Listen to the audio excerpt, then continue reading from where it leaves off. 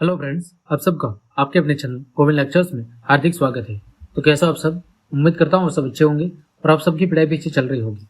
तो कक्षा 6 विज्ञान विषय के अंतर्गत हमने अध्याय 1 से लेकर 6 तक सभी के अभ्यास प्रश्नों को बहुत अच्छे से सॉल्व कर लिया है। इस क्लास में हम आपके अध्याय 7 पौधों को जानिए के अभ्यास प्रश्नों को सॉल्व करेंगे। तो चलिए क्लास शुरू करते हैं।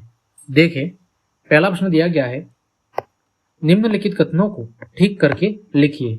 हमारे सामने कुछ कथन लिखे गए हैं जो कि अशुद्ध है, उनको हमें सही करके वापस लिखना है।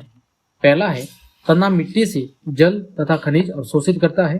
दूसरा, पत्तियां पौधे को सीधा खड़ा रखती है। ग, जड़ें जल को पत्तियों तक पहुंचाती है। घ, पुष्पों में बाह्य दल एवं पंखुड़ियों की संख्या सीधा समान होती है।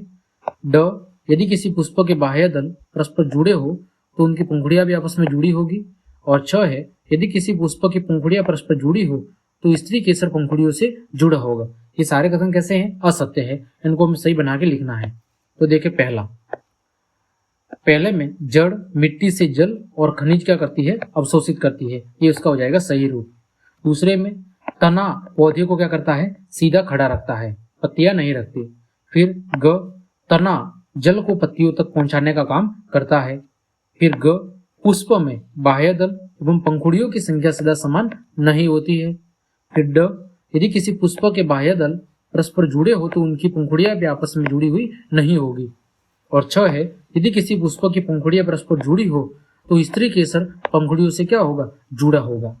तो यानी जो कथन अशुद्ध थे उनको शुद्ध करके आपको वापिस लिखना था। दूसरा प्रश्न है, निम्नलिखित के चित्र बनाइए। पहला है पत्ती का, तो ये आपके सामने पहला पत्ती का चित्र है, 1 नंबर। फिर दूसरा मसूला जड़, तो ये दूसरा मसूला जड़ का चित्र है। फिर तीसरा एक पुष्प जिसका आपने सारणी 7.3 में अध्ययन किया हो, तो ये किसका है? ये पुष्प का चित्र है। इसमें देखो बाह्य दल और ये पंखुड़ियां आपस में दर्शाई गई है। फिर तीसरा प्रश्न है, क्या आप अपने घर के आसपास ऐसे पौधों को जानते हैं जिनका तना लंबा परंतु दुर्बल है? उसका नाम लिखिए और आप इसे किस वर्ग में रखेंगे।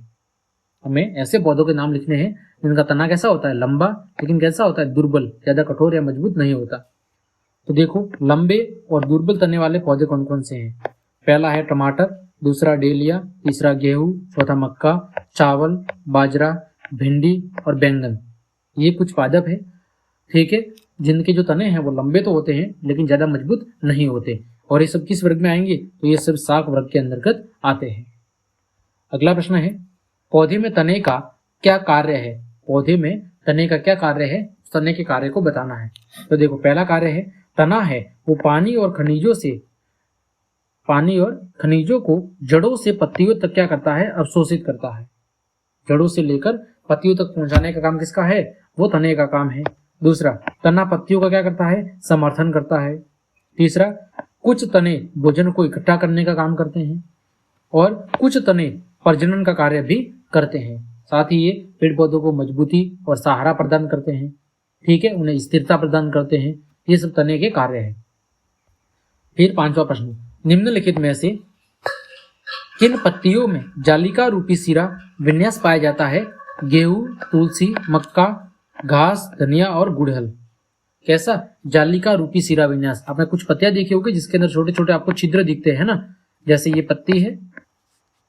आपने देखा होगा कुछ पौधों की जो पत्तियां होती है उसमें महीन महीन छिद्र दिखाई देते हैं, है ना। और सिरा विन्यास का मतलब ऐसे डालियां होती है, ऐसे सिरा विन्यास होता है ना।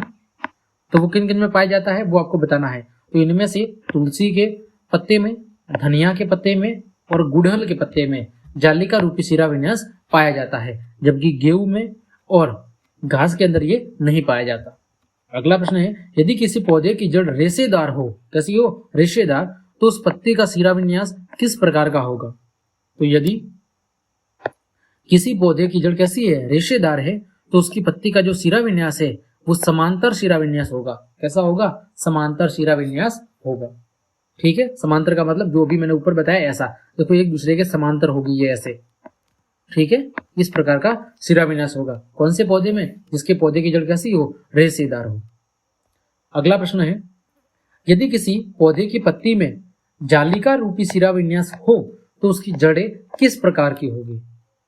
उसकी पत्ती में कैसा? जालिका रूपी सिरा विन्यास हो तो उसकी जड़ें किस प्रकार की होगी? तो उसकी जड़ें कैसी होगी? जड़ें मूसलाधार होगी। कैसी होगी? मूसलाधार।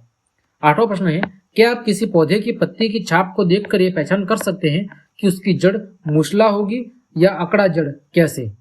देख, हाँ, यह संभव है कि हम पौधे को देखे बिना सिर्फ उसकी छाप से यह पता लगा सकते हैं कि उस पौधे की जड़ कैसी होगी। पत्ती को नोटबुक के कागज के नीचे रखे, पेंसिल को कागज पर रगड़े ताकि नसों का आकार कागज पर क्या हो जाए? अंकित हो जाए। उस पत्ती को क्या करना है? पेज के नीचे रखना है और उसके ऊपर पेंसिल को थोड़ा रगड़ना है ताकि उस पत्ती के अंदर किस प्रकार की संरचना है वो आपको दिख जाए, और इस आकृति की मदद से हम जड़ कैसी है यह क्या कर सकते हैं? पहचान कर सकते हैं। ठीक है।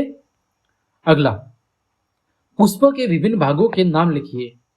पुष्प के अंदर जो अलग अलग भाग होते हैं उनके आपको नाम बताने हैं, जैसे बाह्य दल, पंखुड़िया, स्त्री केसर और पुंकेसर। ये किसी भी पुष्प के 4 प्रमुख भाग होते हैं।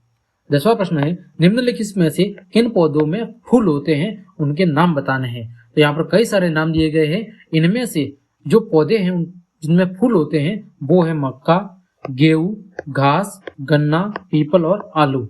ये कुछ पौधे हैं जिनके ऊपर फूल लगते हैं, बाकी के ऊपर फूल नहीं लगते हैं। ठीक है। अगला प्रश्न है, प्रश्न संख्या 11, पुष्प के किस भाग में अंडाशय होता है? तो अंडाशय क्या होता है? स्त्री केसर वाले भाग में अंडाशय पाया जाता है। 12वां है, ऐसे 2 पुष्पों के नाम लिखिए जिनमें संयुक्त और अलग अलग बाह्य दल हो। संयुक्त भी हो और अलग अलग। देखो वो कौन कौन से हैं? धतूरा और पेटूनिया, जिसमें प्रत्येक में संयुक्त और अलग अलग बाह्य दल हो। तो वो 2 नाम कौन से हैं? धतूरा और पेटूनियम पुष्प। इन दोनों के अंदर संयुक्त और अलग अलग बाह्य दल मौजूद होते हैं। ठीक है। तो इस प्रकार हमने आपके अध्याय 7 के जितने भी प्रश्न थे उन सभी प्रश्नों को बहुत अच्छे से सॉल्व कर लिया है। तो क्लास देखने के लिए आप सभी को धन्यवाद। अगर आपको ये क्लास पसंद आई है तो फिर लाइक, कमेंट, शेयर और सब्सक्राइब जरूर करें। धन्यवाद।